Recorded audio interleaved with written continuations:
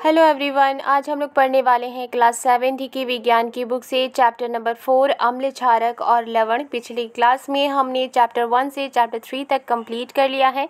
अगर आपने वो वीडियो नहीं देखी है तो आप प्ले लिस्ट में जाकर देख सकते हैं। तो चलिए शुरू करते हैं आज की क्लास। इस चैप्टर के इंपॉर्टेंट नोट्स को मैंने हाईलाइट कर दिया है, आप अगर चाहें तो आप अपने बुक में भी हाईलाइट कर सकते हैं। यहाँ लिखा है अम्ल क्षारक और लवण, यानी कि इस चैप्टर में हम अम्ल के बारे में पढ़ेंगे। अम्ल को इंग्लिश में एसिड कहा जाता है और क्षारक के बारे में पढ़ेंगे। क्षारक को इंग्लिश में बेस कहा जाता है और लवण के बारे में पढ़ेंगे, यानी कि सॉल्ट के बारे में पढ़ेंगे। यहाँ लिखा है हम नींबू, इमली, नमक, शक्कर और सिरके जैसे अनेक पदार्थों का उपयोग करते हैं। हम अपनी डेली लाइफ में बहुत तरह की चीज़ों का इस्तेमाल करते हैं, जैसे कि नींबू है, इमली है, नमक है, शक्कर है, सिरका है, बहुत सारी चीज़ों का इस्तेमाल करते हैं।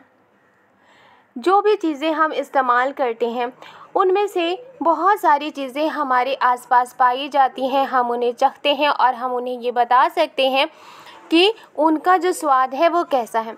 यहाँ एक चेतावनी लिखी गई है, इसे भी हम लोग पढ़ लेते हैं। किसी भी वस्तु को तब तक मत चखिए जब तक कि ऐसा करने के लिए आपसे कहा ना जाए। किसी भी चीज़ को आपको चखना नहीं है। ऐसी चीज़ जो कोई आप नहीं जानते, पहले आपने कभी नहीं चखा है, जब तक कि आपको चखने के लिए ना कहा जाए तब तक आपको नहीं चखना है। किसी भी वस्तु को तब तक स्पर्श ना करें जब तक कि ऐसा करने के लिए आपसे कहा ना जाए, और किसी भी चीज़ को तब तक छूना नहीं चाहिए जब तक कि आपको ऐसा करने के लिए कहा ना जाए। यानी कि जब आपसे ये कहा जाए कि आप इसे चखो तभी चखना चाहिए, और जब कहा जाए कि इसे छुओ तभी छूना चाहिए।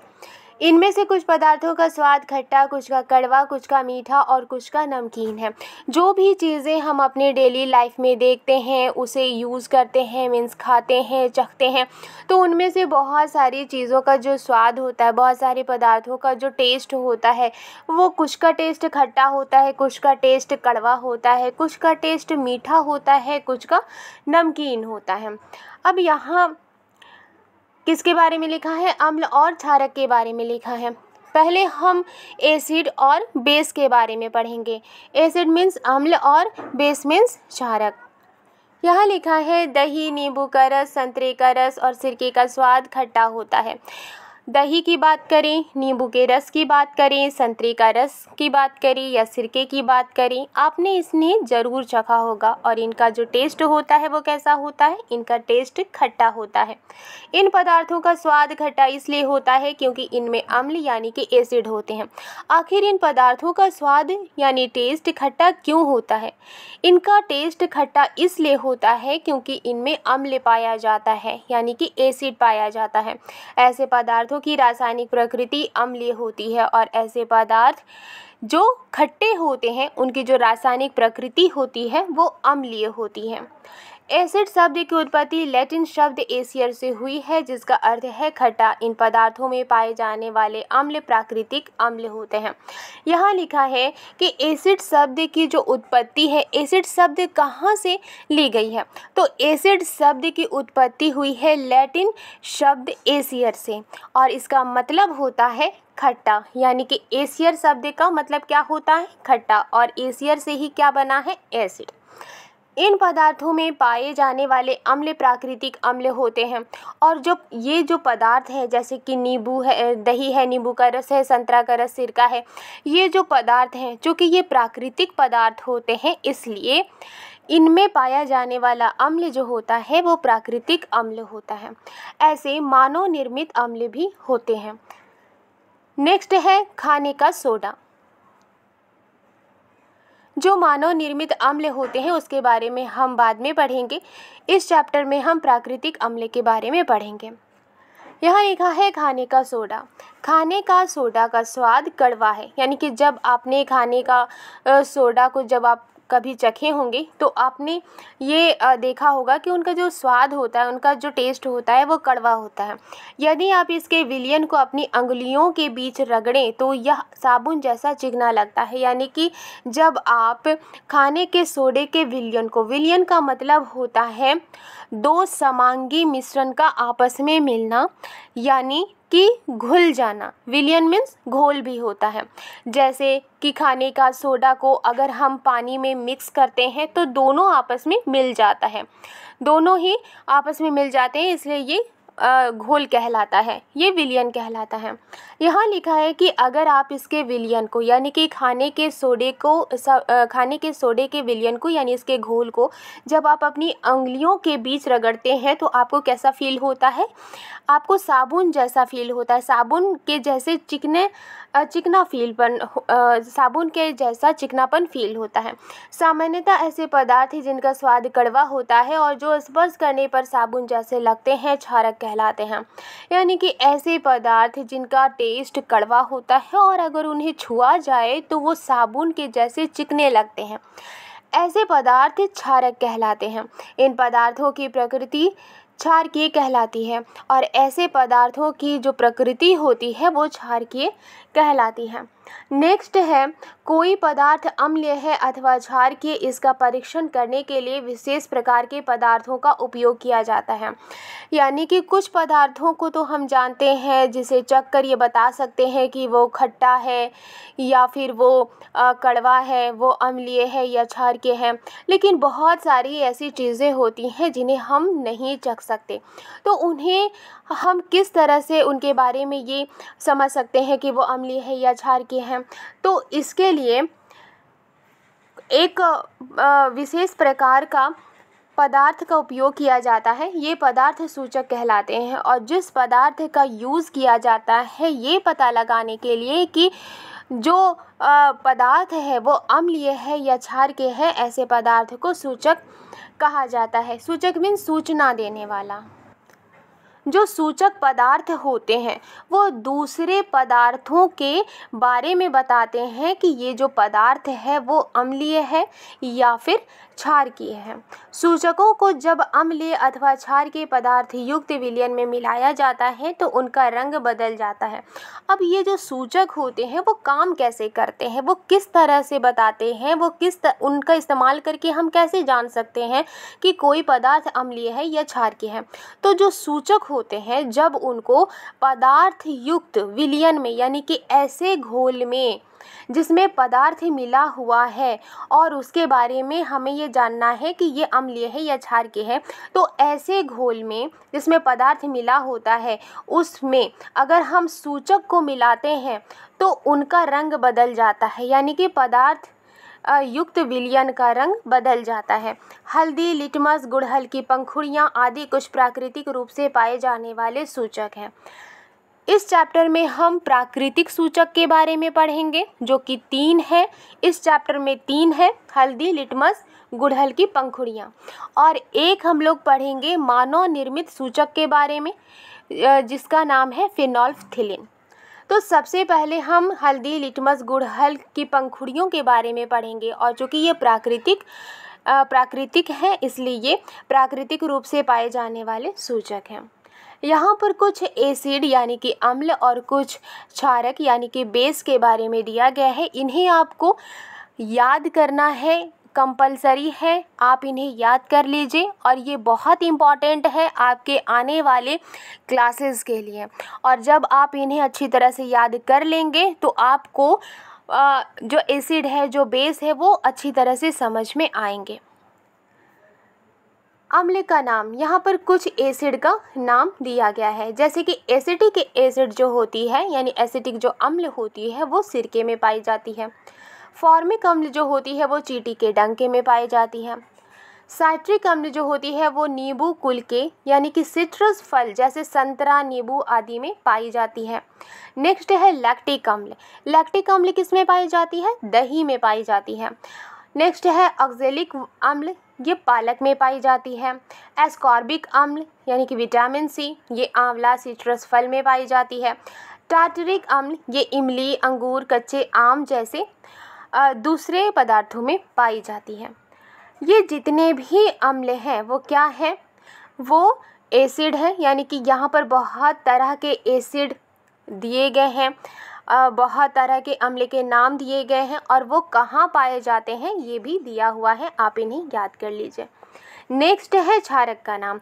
यहाँ पर कुछ क्षारक के नाम दिए गए हैं, जैसे कि कैल्शियम हाइड्रोक्साइड है, ये चूने के पानी में पाया जाता है। अमोनियम हाइड्रोक्साइड है, ये खिड़की के कांच आदि साफ करने के लिए जो मार्जक होते हैं, जो उपयुक्त मार्जक होते हैं, उसमें पाए जाते हैं। नेक्स्ट है सोडियम हाइड्रोक्साइड या पोटेशियम हाइड्रोक्साइड, ये साबुन में पाया जाता है।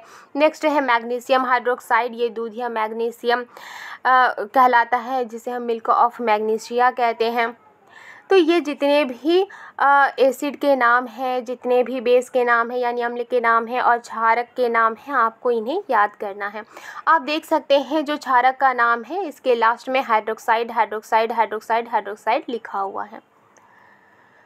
अब हम लोग पढ़ेंगे हमारे आसपास के प्राकृतिक सूचक, यानी कि हमारे आसपास के जो प्राकृतिक सूचक हैं।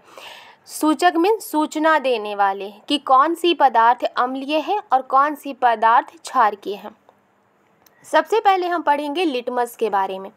लिटमस क्या है? लिटमस एक प्राकृतिक रंजक है, यानी कि लिटमस एक ऐसा सूचक है, प्राकृतिक सूचक है, जिसकी मदद से हम जान पाते हैं कि कौन सा पदार्थ अम्लीय है और कौन सा क्षारकीय है। यहाँ लिखा है सबसे सामान्य रूप से उपयोग किया जाने वाला प्राकृतिक सूचक लिटमस है, यानी कि नॉर्मली जो सबसे ज़्यादा यूज़ किया जाता है प्राकृतिक सूचक में वो लिटमस है। अब लिटमस क्या होता है? इसे लाइकेनो यानी शैक से निष्कर्षित किया जाता है, यानी कि ये लाइकेन पौधों से इसे निकाला जाता है। आसुत जल में इसका रंग मौव यानी नील शोण होता है। आसुत जल किसे कहते हैं? जब किसी पानी को उबाला जाता है और पानी भाप बनकर ऊपर उठती है और फिर उसी भाप को ठंडा करके दोबारा से पानी में बदला जाता है, ऐसे पानी को आसुत जल कहा जाता है। जो लाइकेन होता है, लाइकेन आसुत जल में लाइकेन का रंग मौव यानी नील शोण होता है। मौव कौन सा कलर होता है? मौव नीला यानी बैगनी हल्का गुलाबी रंग का चमकीला रंग होता है। जब इसे अम्लीय विलयन में मिलाया जाता है तो यह लाल हो जाता है, यानी कि जब लाइकेन को आसुत जल में मिलाया जाता है तो इसका रंग मौव होता है। जब इसे अम्लीय विलयन में मिलाया जाता है, यानी कि ऐसा घोल जो अम्लीय हो उसमें मिलाया जाता है, तो ये लाल हो जाता है। और जब इसे क्षारीय विलयन में मिलाया जाता है, यानी कि ऐसा घोल जो क्षारीय हो उसमें मिलाया जाता है, तो ये नीला हो जाता है। यह विलयन के रूप में अथवा कागज़ की पट्टियों के रूप में उपलब्ध होता है, जिन्हें लिटमस पत्र कहते हैं। और जो ये सूचक होता है वो दो रूप में पाया जाता है, दो रूप में ये उपलब्ध होता है। पहला क्या है? पहला है विलयन के रूप में, यानी कि लिक्विड के रूप में, घोल के रूप में होता है। दूसरा किस रूप में उपलब्ध होता है? कागज़ की पट्टियों के रूप में उपलब्ध होता है, और इन कागज़ की पट्टियों को लिटमस पत्र कहा जाता है। और जो लिटमस पत्र होता है आप देख सकते हैं यहाँ पर दो कलर में पाए जाते हैं, और इन्हें यूज़ किया जाता है किसी भी पदार्थ के बारे में पता करने में कि वो अम्लीय है या क्षारीय है। सामान्यतः ये लाल और नीले लिटमस पत्र के रूप में उपलब्ध होता है, और नॉर्मली जो लिटमस पत्र होता है वो लाल लिटमस पत्र के रूप में अवेलेबल होता है और नीले लिटमस पत्र के रूप में अवेलेबल होता है। और इसका यूज़ हम कैसे करते हैं इसे हम आगे पढ़ेंगे।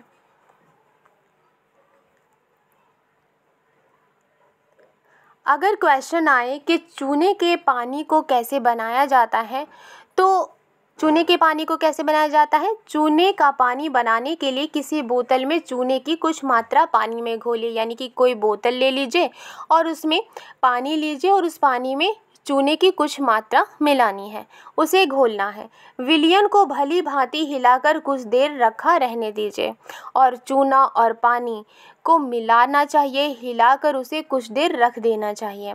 अब बोतल के ऊपरी भाग से कुछ द्रव्य को किसी बर्तन में निथार लीजिए, और अब बोतल के ऊपरी भाग से कुछ द्रव्य को यानी कि पानी को लेना है और फिर किसी बर्तन में निथार कर रख लेना है। ये जो पानी है यही चूने का पानी है। यहाँ पर आप एक बात याद रखिएगा कि ये जो रेड लिटमस पेपर है यानी लिटमस पत्र है और ये जो नीला लिटमस पत्र है, अगर रेड लिटमस पत्र को अम्लीय विलयन में मिलाया जाता है तो ये लाल ही रहेगा, लेकिन जैसे ही इसे क्षार के विलयन में मिलाया जाता है तो ये नीला हो जाएगा। इसी तरह से अगर नीले लिटमस पेपर को अगर क्षारीय विलयन में मिलाया जाता है तो ये नीला ही रहेगा, लेकिन जैसे ही इसे अम्लीय विलयन में मिलाया जाता है तो ये लाल हो जाता है। आगे लिखा है, कुछ ऐसे विलयन हैं जिनका लिटमस पत्र पर कोई प्रभाव नहीं होता। यानी कि कुछ ऐसे विलयन भी होते हैं, कुछ ऐसे घोल भी होते हैं जिनका लिटमस पत्र पर कोई इफेक्ट नहीं होता, कोई बदलाव नहीं होता। अगर लिटमस पत्र पर, लिटमस पेपर पर जब हम ऐसे विलयन को मिलाते हैं तो उनका रंग ही नहीं बदलता है। ऐसे विलयन जो लाल अथवा नीले लिटमस पत्र के रंग को परिवर्तित नहीं करते उदासीन विलयन कहलाते हैं। ऐसे पदार्थ ना तो अम्लीय होते हैं और ना ही क्षारकीय। यहाँ लिखा है कि ऐसे विलयन जो लाल या फिर नीले लिटमस पत्र के रंग को परिवर्तित नहीं करते, यानी कि उन्हें बदलते नहीं हैं, तो ऐसे जो विलयन होते हैं उन्हें उदासीन विलयन कहते हैं। ऐसे पदार्थ ना तो अम्लीय होते हैं और ना क्षारकीय होते हैं। ऑब्वियसली अगर अम्लीय होते तो रंग बदलता, या फिर अगर क्षारकीय होते तो रंग बदलता, लेकिन वो ना तो अम्लीय है ना तो क्षारीय है, इसीलिए वो किसी भी तरह के रंग को परिवर्तित नहीं करते हैं, इसलिए ये उदासीन विलयन कहलाते हैं। नेक्स्ट है हल्दी। हल्दी एक अन्य प्राकृतिक सूचक है। पहले हमने लिटमस के बारे में पढ़ा, अब हम हल्दी के बारे में पढ़ेंगे कि हल्दी एक अन्य प्राकृतिक सूचक है। हल्दी का जब हम यूज़ करते हैं तो कभी कभी हमारे कपड़ों में हल्दी लग जाती है, और जैसे ही उसके ऊपर हम साबुन लगाते हैं तो जो कपड़े का रंग होता है जहाँ पर हल्दी लगी होती है वो लाल हो जाता है। ऐसा क्यों होता है? कमीज़ पर पड़ा हल्दी का दाग साबुन से धोने पर लाल क्यों हो जाता है? ऐसा इसलिए होता है क्योंकि साबुन का विलयन क्षारकीय होता है। अगर कपड़े पर हल्दी का दाग लगा है और उस पर साबुन लगाते हैं तो वो लाल कलर का हो जाता है। क्यों हो जाता है? क्योंकि जो साबुन होता है वो क्षार के नेचर का होता है, वो क्षार के प्रकृति का होता है, इसलिए वो जैसे ही हल्दी के कांटेक्ट में आता है वो लाल हो जाता है। आगे लिखा है, सूचक के रूप में गुड़हल के पुष्प। गुड़हल का जो पुष्प होता है, हाइबिस्कस जिसे हम कहते हैं, उसके फूल को भी हम सूचक के रूप में इस्तेमाल कर सकते हैं। हम किस तरह से गुड़हल के फूल को सूचक के रूप में इस्तेमाल कर सकते हैं? गुड़हल की कुछ पत्तियों को हम पानी में उबालते हैं। जब पानी ठंडा हो जाता है तो जो पानी है उसका कलर हल्का गुलाबी हो जाता है। ये जो विलयन है, ये जो घोल है, इसी से ही हम इसको ही हम सूचक के रूप में इस्तेमाल कर सकते हैं। चूँकि हम गुड़हल के फूलों के पत्तियों का इस्तेमाल करेंगे, इस वजह से जो गुड़हल के फूल की जो पत्तियां होती हैं वो सूचक के रूप में इस्तेमाल की जाती हैं। गुड़हल के पुष्प का सूचक अम्लीय विलयनों को गहरा गुलाबी यानी मेजेंटा और क्षार के विलयनों को हरा कर देता है। अब गुड़हल का जो फूल होता है वो क्या करता है?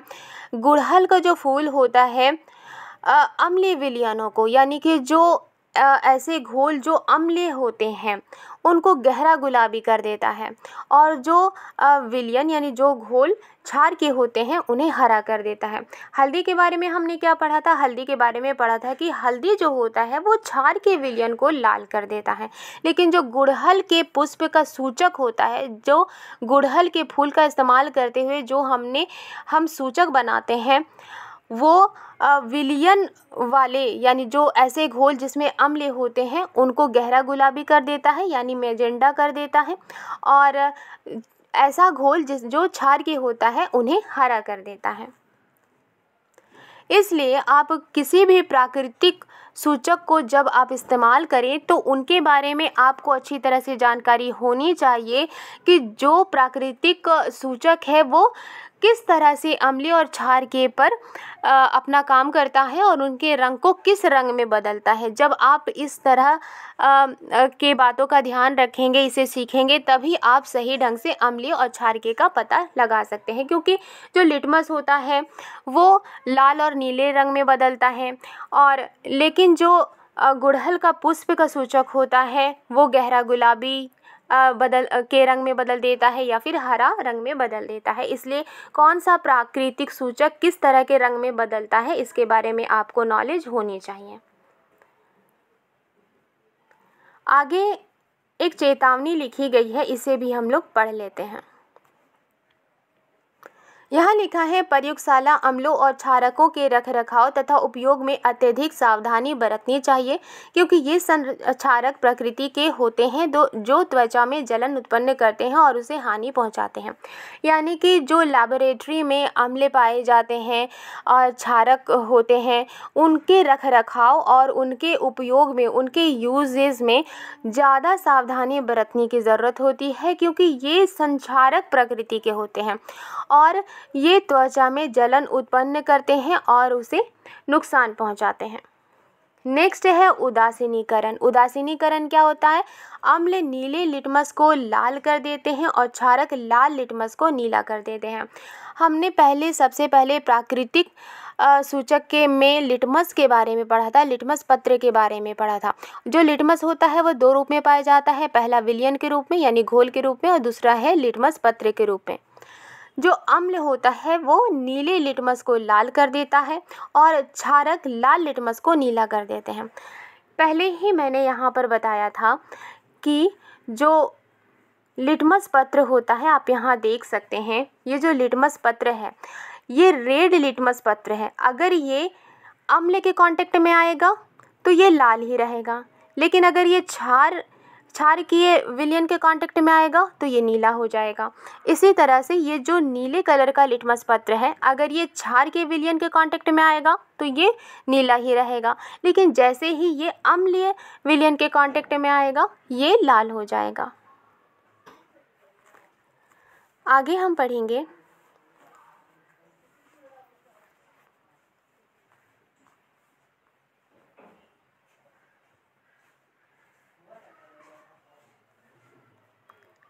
अब तक हमने 3 प्राकृतिक सूचक के बारे में पढ़ा। पहला है लिटमस, दूसरा है हल्दी और तीसरा है गुड़हल के पुष्प के बारे में यानी गुड़हल के फूल के बारे में।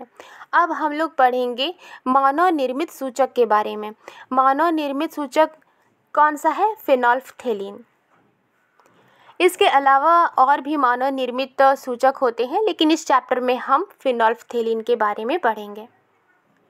जब विलयन क्षारकीय होता है तो फिनोल्फ्थेलिन गुलाबी रंग देता है, यानी कि ऐसा विलयन जो क्षारकीय होता है, अगर उसमें फिनोल्फ्थेलिन की कुछ बूंदें मिलाई जाती हैं तो उनका कलर गुलाबी हो जाता है। इसके विपरीत जब विलयन अम्लीय होता है तो यह रंगहीन रहता है, और इसके उल्टा जब जो विलयन होता है, जो घोल होता है, अगर वो अम्लीय होता है और उसमें फिनोल्फ्थेलिन की कुछ बूंदें डाली जाती हैं तो ये रंगहीन रहता है, यानी इसमें कोई कलर नहीं रहता है। जब किसी अम्लीय विलयन में क्षार के विलयन मिलाया जाता है तो दोनों विलयन एक दूसरे के प्रभाव को उदासीन कर देते हैं। अब एक और क्वेश्चन है कि अगर अम्लीय विलयन को यानी ऐसा घोल जो अम्लीय हो और क्षार के विलयन यानी ऐसा घोल जो क्षार के हो, अगर इन दोनों को आपस में मिलाया जाता है तो क्या होता है? जब किसी अम्लीय विलयन में क्षार के विलयन को मिलाया जाता है तो दोनों विलयन एक दूसरे के इफ़ेक्ट को ख़त्म कर देते हैं, यानी कि जो अम्लीय विलयन की जो इफ़ेक्ट होती है वो ख़त्म हो जाती है और जो क्षार के विलयन की जो इफ़ेक्ट होती है वो ख़त्म हो जाती है, यानी कि वो एक दूसरे के इफ़ेक्ट को ख़त्म कर देते हैं। जब किसी अम्ल और क्षारक के विलयन को उचित मात्रा में मिलाया जाता है तो विलयन की प्रकृति ना तो अम्लीय रहती है और ना ही क्षारकीय, यानी कि जब किसी अम्ल और क्षारक के विलयन को यानी कि ऐसा घोल जो अम्ल हो और ऐसा घोल जो क्षारक हो उसको उचित मात्रा में, ऐसा नहीं है कि कोई कम हो या कोई ज़्यादा हो, दोनों को इक्वल मात्रा में अगर मिलाया जाता है, उचित मात्रा में अगर मिलाया जाता है, तो विलयन की जो प्रकृति होती है, यानी कि जो अम्ल विलयन और क्षारक विलयन जब आपस में मिलता है तो इस विलयन की जो प्रकृति होती है वो ना तो अम्लीय रहती है और ना ही क्षारकीय रहती है। दूसरे शब्दों में अम्ल तथा क्षारक दोनों की ही प्रकृति लुप्त हो जाती है। यानी दूसरे शब्दों में अगर बात हम करें तो जो अम्ल होती है, जो क्षारक होती है, दोनों की जो प्रकृति होती है, दोनों की जो नेचर होती है वो ख़त्म हो जाती है। इस प्रकार बना विलयन ना तो अम्लीय होता है और ना ही क्षारकीय, और इस तरह से जो विलयन बनता है वो ना तो अम्लीय होता है और ना ही वो क्षारकीय होता है। तो आखिर बनता क्या है? उदासीनीकरण अभिक्रिया में सदैव ऊष्मा निकलती है, अर्थात निर्मुक्त होती है। निर्मुक्त ऊष्मा से अभिक्रिया मिश्रण का ताप बढ़ जाता है। उदासीनीकरण अभिक्रिया कब होती है? जब अम्लीय विलयन को क्षारकीय विलयन में उचित मात्रा में मिलाया जाता है तो उदासीनीकरण अभिक्रिया होती है, जो कि ना ऐसा विलयन ना तो अम्लीय होता है और ना क्षारकीय होता है। यानी अम्लीय विलयन और क्षारकीय विलयन को जब आपस में मिलाया जाता है तो जो विलयन बनता है वो विलयन ना तो अम्लीय होता है ना क्षारकीय होता है। क्यों नहीं होता? क्योंकि अम्लीय और क्षारकीय एक दूसरे के प्रभाव को, एक दूसरे के इफेक्ट को ख़त्म करते हैं। उदासीनीकरण अभिक्रिया में सदैव ऊष्मा निकलती है। जो उदासीनीकरण अभिक्रिया होती है इसमें हमेशा हीट निकलती है, अर्थात निर्मुक्त होती है, यानी कि हीट इसमें से निकलती है। निर्मुक्त ऊष्मा से अभिक्रिया मिश्रण का ताप बढ़ जाता है, और जो हीट निकलती है इससे क्या होता है कि जो मिश्रण होता है उसका टेम्परेचर बढ़ जाता है। यानी कि अगर किसी बर्तन में अगर क्षारकीय विलयन को मिलाया जाता है और अम्लीय विलयन को मिलाया जाता है तो जो विलयन बनकर तैयार होता है इसमें हीट जनरेट होती है, इसमें से हीट निकलती है, और इसके हीट निकलने से ही जो मिश्रण होता है इसका जो टेम्परेचर होगा वो बढ़ जाता है। उदासीनीकरण अभिक्रिया में नया पदार्थ निर्मित होता है जो लवण कहलाता है।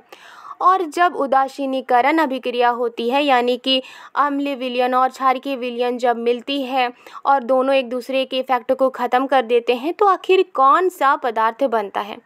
तो उदासीनीकरण अभिक्रिया में नया पदार्थ बनता है। वो पदार्थ कौन सा है? वो पदार्थ लवण है।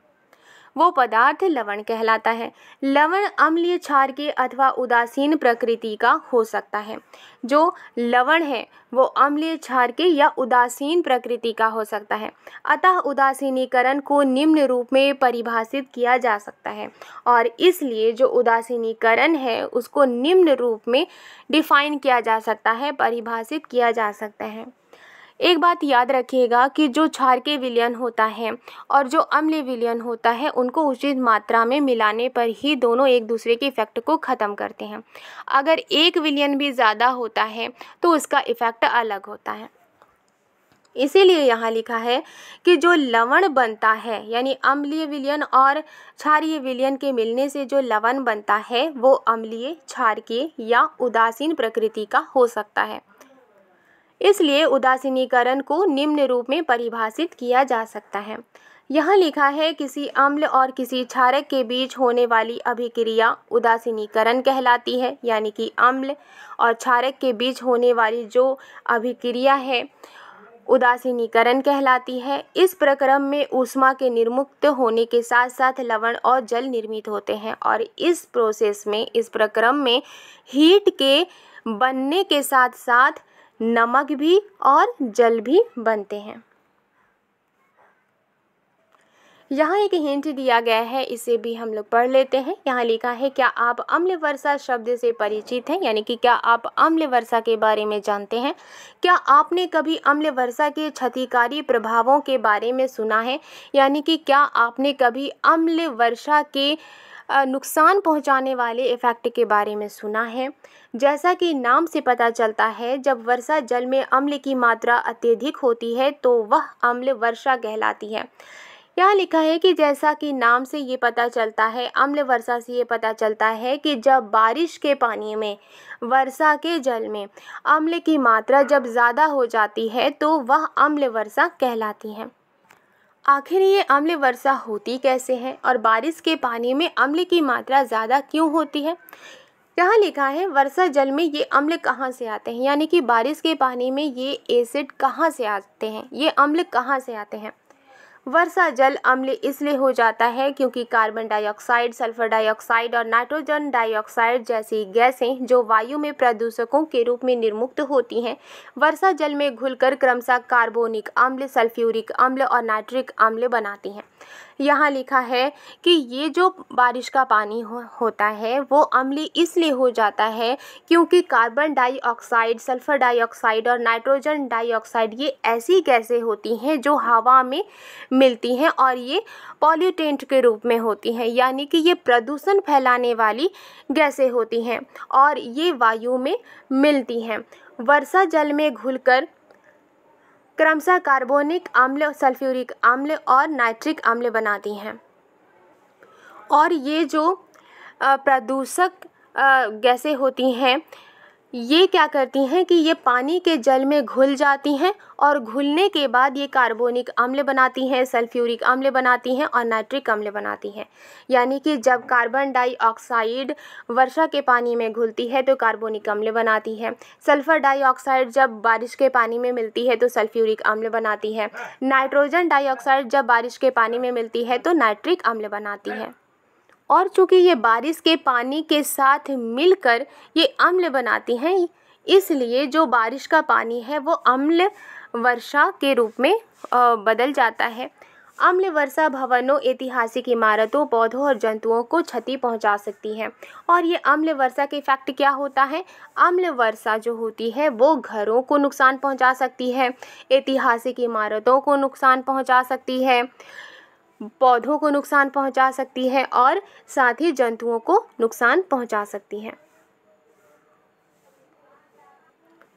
यहाँ उदासीनीकरण अभिक्रिया की समीकरण दी हुई है, इसे भी हम लोग पढ़ते हैं। यहाँ लिखा है अम्ल और क्षारक जब आपस में मिलते हैं इनके बीच में अभिक्रिया होती है और इनसे लवण बनता है, जल बनता है और जो हीट होती है वो निर्मुक्त होती है, यानी कि इनसे हीट निकलती है।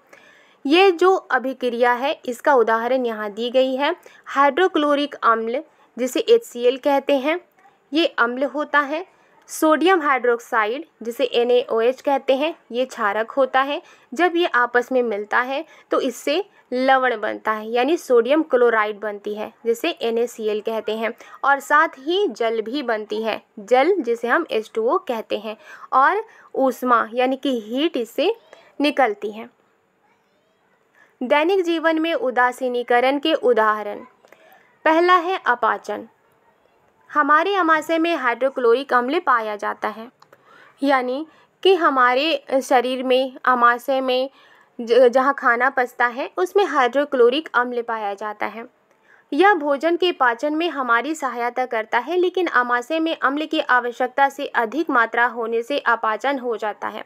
यहाँ लिखा है कि ये जो हाइड्रोक्लोरिक अम्ल होता है वो हमारे खाने को पचाने में हमारी मदद करता है, लेकिन अगर आमाशय में अम्ल की ज़रूरत से ज़्यादा अगर मात्रा हो जाती है तो इससे अपाचन भी हो जाता है।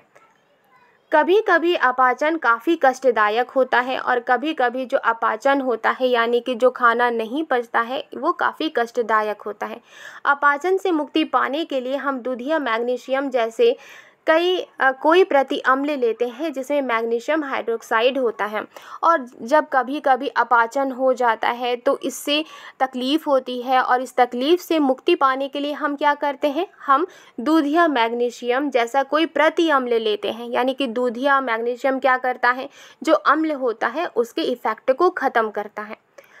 और ये जो दूध या मैग्नीशियम जैसा कोई प्रति अम्ल लेते हैं इसमें जिसमें मैग्नीशियम हाइड्रोक्साइड होता है, यानी कि इसमें मैग्नीशियम हाइड्रोक्साइड होता है जो कि क्षार की प्रकृति का होता है और ये अम्ल की इफ़ेक्ट को ख़त्म करता है। यह अत्यधिक अम्ल के प्रभाव को उदासीन कर देता है और जो ये मैग्नीशियम हाइड्रोक्साइड होता है वो क्या करता है, ज़्यादा अम्ल के इफ़ेक्ट को उदासीन कर देता है, यानी कि उसके इफ़ेक्ट को ख़त्म कर देता है। नेक्स्ट है चींटी का डंक। जब चींटी काटती है तो यह त्वचा में अम्लीय द्रव्य डाल देती है। जब चींटी कभी काटती है तो ये स्किन में अम्लीय द्रव्य यानी कि एसिड जो कि लिक्विड फॉर्म में होती है वो जो स्किन होती है उसमें डाल देती है। डंक के प्रभाव को नमी युक्त खाने का सोडा, सोडियम हाइड्रोजन कार्बोनेट अथवा कैलेमाइन विलयन मलकर उदासीन किया जा सकता है जिसमें जिंक कार्बोनेट होता है। यहाँ लिखा है कि जब कभी चींटी काटती है तो चींटी क्या करती है, चींटी स्किन में अम्लीय द्रव्य डाल देती है और इसके प्रभाव को ख़त्म करने के लिए क्या किया जाता है, इसके प्रभाव को ख़त्म करने के लिए नमीयुक्त खाने का सोडा जिसे हम सोडियम हाइड्रोजन कार्बोनेट कहते हैं या फिर कैलेमाइन विलयन को यानी घोल को मल कर चींटी काटने वाली जगह पर जब हम मलते हैं वो जो अम्ल होता है जो चींटी के द्वारा होता है, जिस जगह चींटी काटती है उस अम्ल को उदासीन किया जा सकता है जिसमें जिंक कार्बोनेट होता है। नेक्स्ट है मृदा उपचार। मृदा मीन्स मिट्टी। रासायनिक उर्वरकों का अत्यधिक उपयोग मृदा को अम्लीय बना देता है। जो केमिकल फर्टिलाइज़र होते हैं उनका अगर ज़्यादा इस्तेमाल मिट्टी में किया जाता है तो ये मिट्टी को अम्लीय बना देते हैं यानी कि एसिडिक बना देते हैं।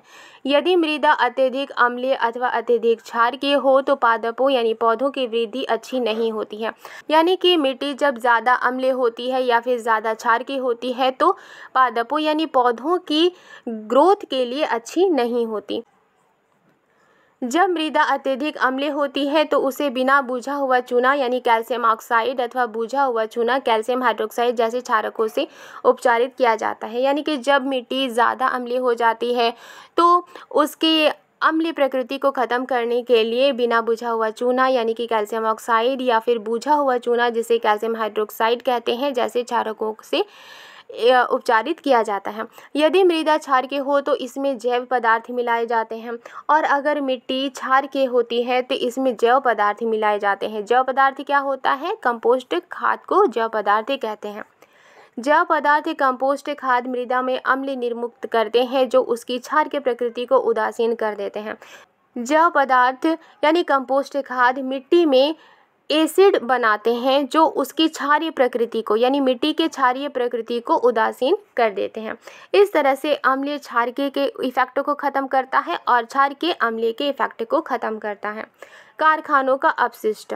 अनेक कारखानों के अपशिष्ट यानी कचरे में अम्लीय पदार्थ मिश्रित होते हैं। यानी बहुत सारे कारखानों के जो कचरे होते हैं उसमें अम्लीय पदार्थ मिले होते हैं। यदि ऐसे अपशिष्ट पदार्थों को सीधे ही जलाशयों व नदियों में बहने दिया विसर्जित किया जाए तो मछली और अन्य जलीय जीवों को अम्ल नष्ट कर सकते हैं। यहाँ लिखा है कि अगर ऐसे अपशिष्ट पदार्थों को कचरों को सीधे ही अगर तालाबों में नदियों में बहने दिया जाए तो मछली और दूसरे जो पानी के अंदर रहने वाले जीव हैं उनको अम्ल नष्ट कर सकते हैं। अतः कारखाने के अपशिष्ट को जलाशयों व नदियों में विसर्जित करने से पहले क्षार के पदार्थ मिलाकर उदासीन किया जाता है और इसलिए कारखाने के जो अपशिष्ट होते हैं, कारखाने के जो कचरे होते हैं उनको नदियों में, जलाशयों में, नदियों में बहाने से पहले क्षार के पदार्थ मिलाकर उदासीन किया जाता है यानी अम्ल के इफेक्ट को ख़त्म किया जाता है। आई होप आपको ये वीडियो पसंद आई है तो लाइक एंड सब्सक्राइब करना मत भूलिएगा। मिलती हूँ नेक्स्ट वीडियो में। Thank you.